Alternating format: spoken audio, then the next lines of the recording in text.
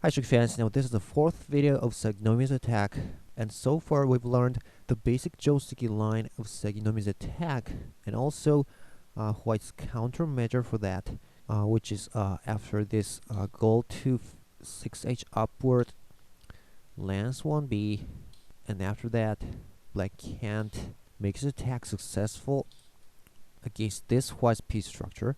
So what we're gonna learn today is Black's new strategy called New-Saginomiya's attack, and that is after this move, pawn to 5D, Black will immediately move his rook to 3H here.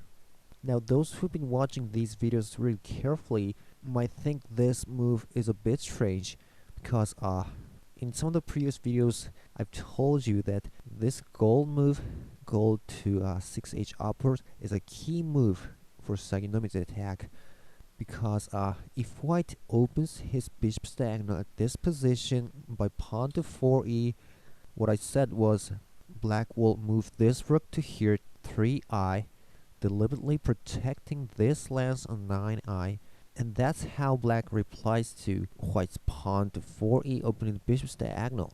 But here in this new Saginomiya Jouseki, Black has moved his rook before he moves his gold to 6H, so he can't use that tactic. But in this case, if White opens the bishop's diagonal here, Black can simply accept the bishop trade, and there are two options for White. He can take it either by the silver or knight, but let's say he takes it with the silver, and then, because White's piece structure is not yet well developed, Black simply has time to move his rook back to 2H, avoiding future bishop drops by White, for instance onto 2G.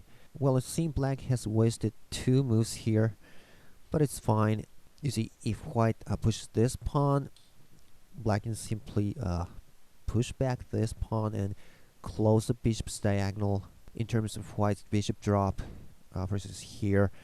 And you see, Black always has this bishop drop, so definitely this is another game, but it's something of a welcome for Black. So after all, from the initial position here, actually it's not necessary for Black to move his gold here, and he can just move his rook to 3H. Well, another meaning of this gold move was to wait for White to make another move, but actually now it's clear that Black doesn't want to wait for White to make a move, because the meaning of this rook move to 3H now is that Black doesn't want to give White the chance to move his lance to 1B, because basically White will have to move his silver to 4C here, right? So now, because this lance is still on 1A, the basic Saginomiya line is gonna work here. So let's see how it goes. Pawn to 3E, pawn takes silver to 4F. White opens the bishop's diagonal, bishop trade in silver to 3E. Knight leaps over to 2E, pawn drop, rook to 3B.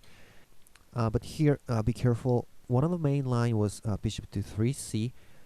But although the lance is still here, you see, in this variation, this 60 square is still available for White. So this bishop drop on 3C is not gonna work. It's met by bishop drop to 60, and White's better here. So Black will have to choose another variation here, which we already know is rook to 2H attacking the knight. So pawn 2D, yeah, and then bishop drop to 3C. Now, as we've seen in some other previous videos, White will drop a bishop to 60 here, and rook will float up to 2F. And I've already told you White's not gonna take this lance. Oh well, but be careful. In this case, the lance is here. You might want to take it, but don't do that. You're gonna lose this pawn, and it's not good. So if White takes this lance on 1I, you should take this pawn on 2D, threatening a pawn promotion here. So after gold to 4B, you can take this knight, and you're winning here.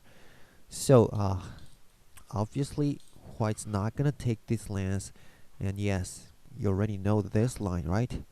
Bishop to 4b, offering a bishop trade. But here, you see the difference here, right? The lance is here, so black can take it. So even if white takes this pawn, you can swing the silver over to here on 4d, and you have a lance in your hand this time, so you're threatening to drop it to here in the next move, and black is doing pretty well here. Alright, so now I have demonstrated how New-Saginomiya's attack, which is rook to 3h as early as in here, works after white played pawn to 5d. So let's now see what white can do about it.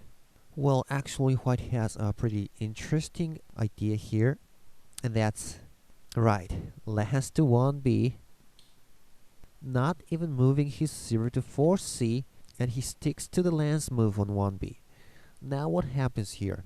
Well, interestingly enough, from this position, pawn to 3e and then silver to 4f is not gonna work here, because white will open his bishop's diagonal, bishop trade, and he'll take it with the silver, and of course silver will go to 3e, taking a pawn. But well, here he's gonna make this really strong bishop drop to 60, and it turns out to be a good position for white.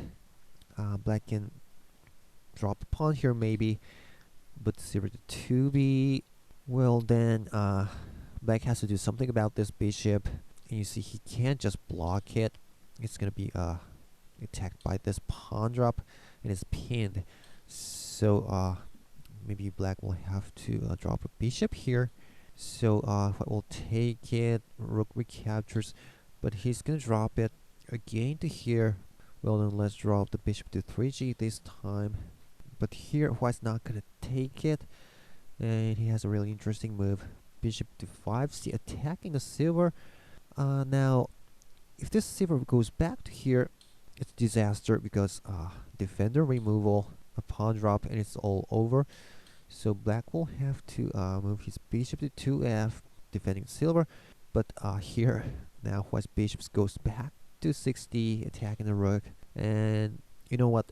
This is gonna be a repetition draw, which we call sennichite. And you see, a repetition draw is thought to be a welcome for white, because after that we switch black and white and play another game from beginning. So if it ends up in a repetition draw, black's attack wasn't successful.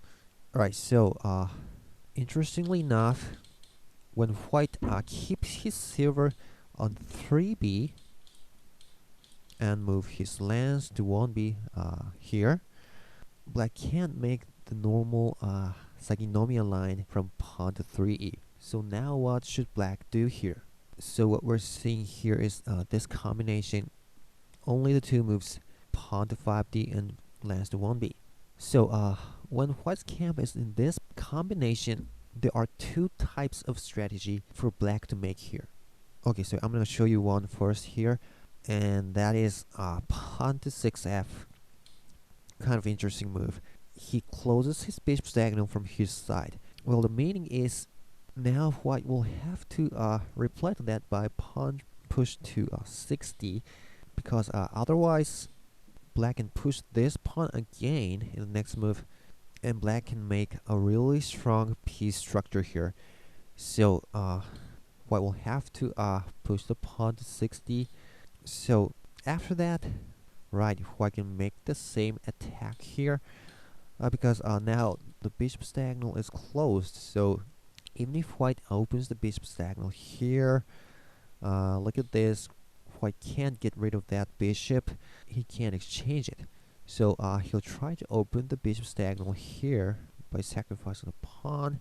Let's say black protects there by the silver, pawn will take it, silver recaptures, and well, there should be many possible moves here, but let's just see one of the example here. Interesting one, pawn sack to 3d. After black takes it, you see this 4f square is unguarded, so pawn to 4f. White's gonna lose his bishop, but black will have to take this pawn. And let's drop the bishop here, attacking the knight. Rook promotes.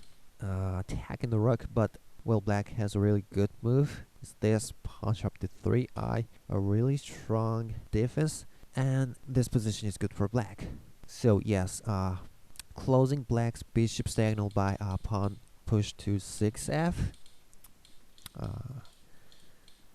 This one may be one of the good options for black against this white's combination of pawn 5d and last 1b. Right, but this line is a bit difficult. I mean, not really common, I think. So, what I want to show you from here is another strategy that black can try against this white's piece structure here, and that is, well, you start by this pawn to 3e. Well, I've already told you this attack is not gonna work. So what's the point in pushing that third file pawn here? Well, what I'm gonna show you here is another version of Saginomiya's attack, and that is after pawn takes it, you simply take it by the rook. Well, the idea of this move is that now that white is not trying to protect the third file by this silver move to 4c, he keeps it to 3b, right? So now black doesn't have to team up his rook and silver to attack that file. He needs only one rook to attack there. You see, the 3d square is not guarded at all. So that's the idea of this move, and it's gonna go into many branch lines after this. So we're gonna go into that in the next video, and this is where I'm gonna finish this one. So look forward to watching the next one. Hope you enjoyed the video, and we'll see you next time.